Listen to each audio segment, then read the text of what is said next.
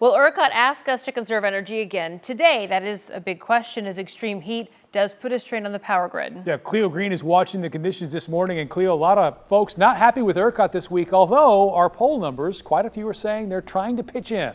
Yeah, they need to pitch in and help out. But ERCOT says they're more than ready to deal with today and our summer months ahead of us here. Now, that conservation alert is for 4 p.m. to 8 p.m., their peak hours. This is really why we're keeping a close eye on the supply and demand graph here. Remember that turquoise line represents the demand, the purple line is the supply. Things look good right now, but if you look at the peak hours between 4 p.m. and 8 p.m. when they're asking us to conserve, things get a little dicey here. They get a little close here, and we never want to see these two lines touch. In fact, that's what happened back in 2021 when we experienced those rolling outages. But like I said, ERCOT says they're more than ready to meet the supply and demand. In fact, if you look at the operating reserves here, they're ready. But you know, at 5 o'clock this morning, it was like 8,100 megawatts here, and now it's a little lower at 7,300. 1 megawatt can power 200 homes here in Texas. They're saying we're in normal conditions right now, and there's enough power for current demand, but they do need our help. So here's some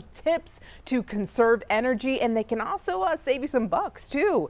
Close the curtains or the blinds because up to 30% of the heat in your home comes through the windows.